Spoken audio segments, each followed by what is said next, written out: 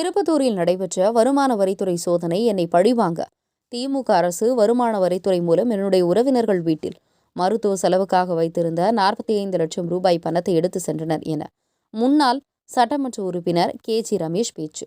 சென்னை வருமான வரித்துறையினருக்கு கிடைத்த ரகசிய தகவலின் பெயரில் திருப்பத்தூர் மாவட்டம் திருப்பத்தூர் அடுத்த திருநாத முதலியார் தெருவில் வசிக்கும் சுமி ஸ்டுடியோ உரிமையாளரும் மைக்ரோ ஃபைனான்ஸ் நடத்தி வருபவருமான நவீன்குமார் என்பவர் வீட்டில் நள்ளிரவு நேரத்தில் வருமான வரித்துறையினர் சோதனை நடத்தினர். அப்போது சோதனையின் போது முக்கிய ஆவணங்கள் மற்றும் 40 லட்சம் பணம் உள்ளிட்டவற்றை கைப்பற்றினர். அதனை அதிகாரிகள் பாரத் ஸ்டேட் வங்கியில் மத்திய அரசின் வருமான வரித்துறை கணக்கில் வரவு வைக்கப்பட்டதாக தகவல் தெரிவித்தனர். அதிமுகவை சேர்ந்த முன்னாள் சட்டமன்ற உறுப்பினர் KG ரமேஷ் அவர்களின் அக்காவுடைய மருமனாகவும் நவீன்குமார் உள்ளார் என்பது குறிப்பிடத்தக்கது. இந்நிலையில் அதிமுக சார்பில் போட்டியிடும் திருவண்ணாமலை நாடாளுமன்ற வேட்பாளர் கலியபெருமாள் ஆதரவாக திருப்பத்தூர் மாவட்டம் திருப்பத்தூர் அடுத்த காகங்கரை பகுதியில் அதிமுக முன்னாள் MLA KG ரமேஷ் தீவிர வாக்கு சேகரிப்பில் ஈடுபட்டார்.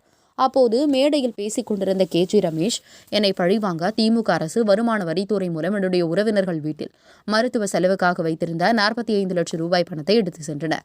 இதேபோன்று எத்தனை ரெய்டு வந்தாலும் அதிமுக தொண்டனான நான் அதை அசரப்போவதில்லை என்று பேசினார். உங்கள் பகுதியில் உடனுக்குடன் முக்கிய செய்திகள் உங்கள் விரல் நுனியில் காண எங்கள் தவசி நியூஸ் 24 சேனலை காண தவறாதீர்கள். உங்கள் திருப்பத்தூர் மாவட்ட செய்தியாளர் C. ரமேஷ். சாப்பிடாம இருக்கிறீங்க, நிறைய பேருக்கு நிறைய சொல்லணும். அனைத்து இந்திய அண்ணா திராவிட முன்னேற்ற கழகத்திலாம் ஒழிக்கலான்னு பார்க்குறாங்க.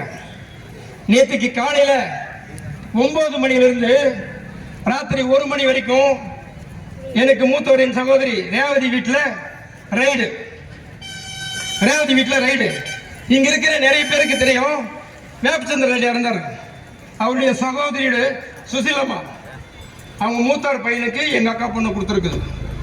நேற்று காலையிலிருந்து அவங்க இவர் சின்ன போட்டோ ஸ்டுடியோ வச்சிருந்து ராத்திரி பகலா கல்யாணத்துக்கு அங்க போய் கஷ்டப்பட்டு உடம்பு சரியில்லாம அந்த ஆள் வந்து கிட்னி எல்லாம் ஃபெயில் ஆகிக்கிறாரு.